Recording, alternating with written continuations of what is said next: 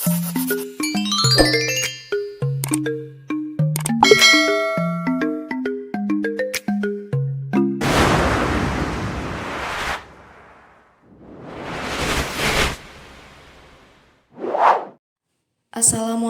warahmatullahi wabarakatuh.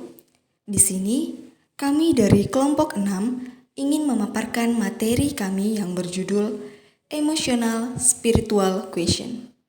Ada 4 submateri yang akan kami paparkan. Yang pertama, IQ atau Intelligent Question. Yang kedua ada SQ, Spiritual Question. Yang ketiga ada EQ, Emotional Question. Dan yang keempat ada makna sifat-sifat Allah. Sebelum kita masuk ke pembahasan submateri, mari kita bahas terlebih dahulu mengenai apa itu ISQ. Yang pertama, pengertian ISQ.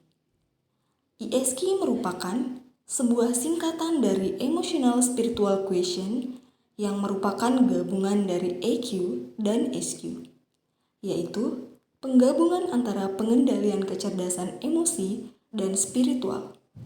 Yang kedua, pentingnya ISQ bagi mahasiswa. Seorang mahasiswa tidak cukup hanya berpengetahuan IQ saja, namun mahasiswa juga harus memiliki kematangan sikap dan keterampilan perilaku atau EQ, dan kedalaman spiritual atau SQ. Yang ketiga, relevansi ISQ bagi mahasiswa. Sesuai KBK atau kurikulum berbasis kompetensi, sekolah diharapkan dapat membekali peserta didik untuk menghadapi tantangan hidup di masa yang akan datang, sehingga meminimalisir the lost generation. Maka, dengan kemampuan IQ, EQ, dan SQ dapat tercapainya keseimbangan antara hubungan horizontal antar manusia dengan manusia dan vertikal antara manusia dan Tuhannya. Selanjutnya, kita memasuki ke submateri yang pertama, yaitu IQ atau Intelligent Question. Yang pertama, pengertian IQ. Pengertian dari IQ adalah kemampuan seseorang untuk menalar, memecahkan masalah, belajar, memahami gagasan, berpikir, dan merencanakan sesuatu. Kecerdasan ini digunakan untuk memecahkan masalah yang melibatkan logika. Yang kedua, penggunaan tes IQ. Secara umum, tes IQ digunakan untuk mengukur kemampuan akademik di sekolah, bahan pertimbangan dalam memilih jurusan, memprediksi kemampuan kerja, mengetahui kemampuan analisis dan pemecahan masalah. Selanjutnya, menilai hambatan intelektual. Yang ketiga, makna IQ.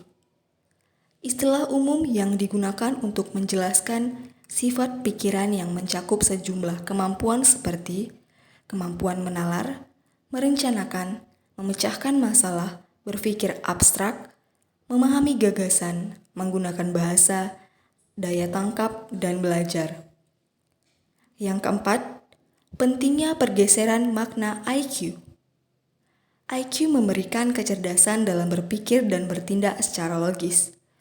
Peran penting yang dihasilkan oleh IQ meliputi kemampuan manusia berhitung, berimajinasi, beranalogi, dan berinovasi.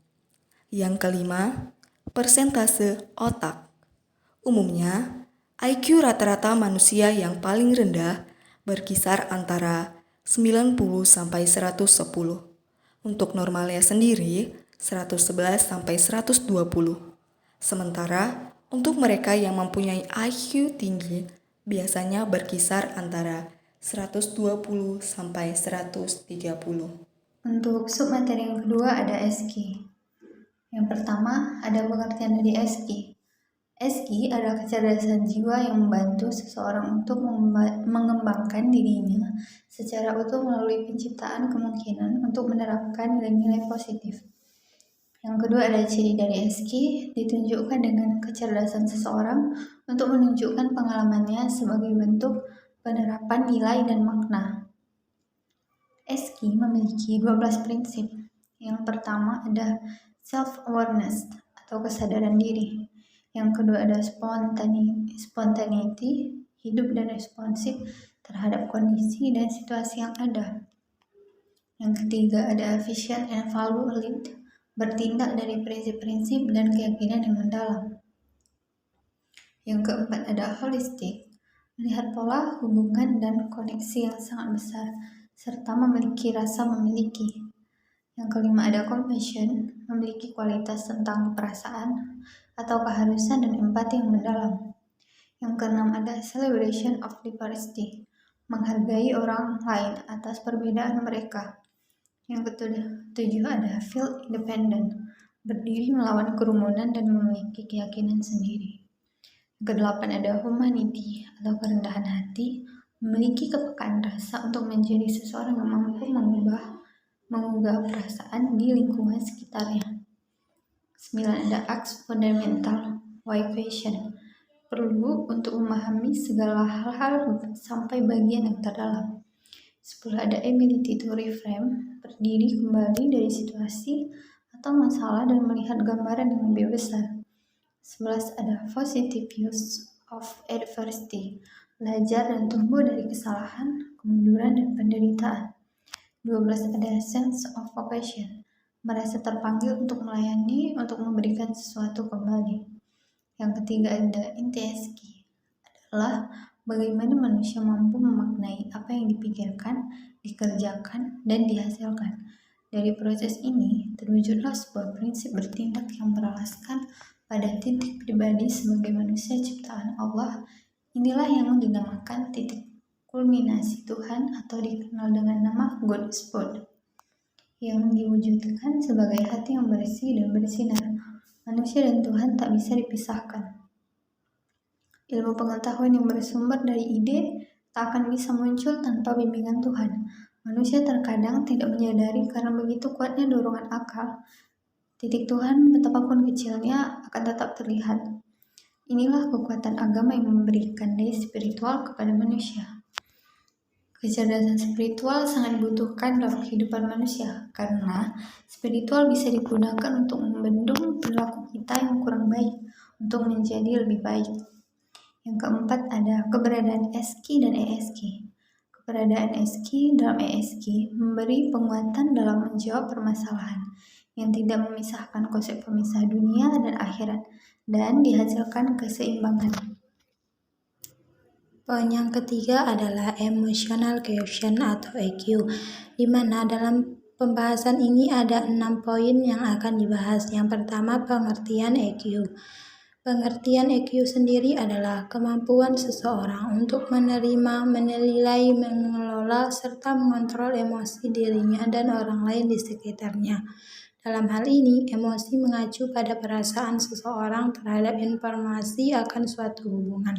Sedangkan menurut Howard Gardner, poin dasar kecerdasan emosional seseorang atau EQ adalah mampu mengenali dan mengelola emosi diri sendiri, peka terhadap emosi orang lain, mampu merespon secara emosional dan bernegosiasi dengan orang lain, serta menggunakan emosinya sebagai alat motivasi diri. Yang kedua adalah kegunaan EQ, di mana EQ ini memberikan cara baru untuk memahami dan menilai perilaku masyarakat, gaya manajemen, sikap, keterampilan interpersonal, integritas, loyalitas, komitmen, dan potensi. Yang ketiga adalah domain. Ada 6 domain yang dibahas dalam EQ. Yang pertama, kesadaran diri sendiri. Yang kedua, mengendalikan emosi. Yang ketiga, empati atau timbangan rasa. Yang keempat, perhubungan. Yang kelima, kerjasama. Dan yang keenam, menyelesaikan konflik. Yang keempat, pedoman EQ. Ada beberapa pedoman EQ dalam kerja. Yang pertama, membuka jalan. Yang kedua, melakukan pekerjaan perubahan. Yang ketiga, mendorong transfer dan pemeliharaan perubahan. Yang keempat, mengevaluasi perubahan terhadap hasil kerja. Di sisi lain, ada 2 kemampuan seseorang dalam berkomunikasi. Yang pertama, EQ personal. di mana personal ini adalah komunikasi yang dilakukan seseorang pada dirinya sendiri. Hal ini berguna untuk menumbuhkan kesadaran diri, penerimaan diri, menghargai diri sendiri, dan penguasaan diri. Yang kedua, EQ interpersonal, di mana interpersonal itu sendiri adalah kemampuan memahami, menerima, mempercayai, dan mempengaruhi orang lain. Untuk submateri yang keempat, ada makna sifat-sifat Allah. EQ melahirkan unsur suara hati, kesadaran, kecerdasan emosi, motivasi, etos kerja, keyakinan, integritas, komitmen, konsistensi, prestasi, kejujuran, daya tahan, dan keterbukaan. Nilai-nilai karakter di atas sesungguhnya telah diberikan kepada manusia, yang dapat dilakukan oleh manusia dan dirasakan melalui suara hati. Sifat-sifat Allah yang dapat didengar dari golongan suara hati dan dilakukan oleh manusia terkristalkan dalam 99 sifat-sifat Allah. Implementasi dari suara hati tidak bisa hanya mengikuti satu dorongan hati saja. Terjadilah proses dialog hati. Contohnya, apabila hanya mengikuti satu suara hati saja seperti dorongan ingin berkuasa, tanpa mempertimbangkan suara-suara hati yang lain seperti kesabaran, kebijaksanaan, kasih sayang, kelembutan, keadilan, maka akan menghasilkan kesombongan, kegagalan, dan keterpurukan. Ketika ada dorongan untuk memberi, maka juga harus mempertimbangkan suara hati yang lain seperti kemanfaatan, kesabaran, memelihara, menjaga, dan lainnya. Dari nilai karakter yang dipancarkan dari 99 sifat Allah akan menjadikan seseorang memiliki kepekaan untuk masuk dan menyelami hati sanubari orang lain. Akan dilahirkan gerakan untuk mau berubah dan ingin adanya suatu pencerahan dalam dirinya. Itulah sebabnya 99 sifat ini dapat melahirkan motivasi dan dorongan bagi manusia untuk mengembangkan ESG, serta menjaga dan mendorong orang lain mengikuti. Sesungguhnya, manusia diciptakan oleh Allah merupakan makhluk kepercayaan Allah sebagai wakil Allah atau khalifah fil ard yang memiliki fungsi rahmatan lil alamin.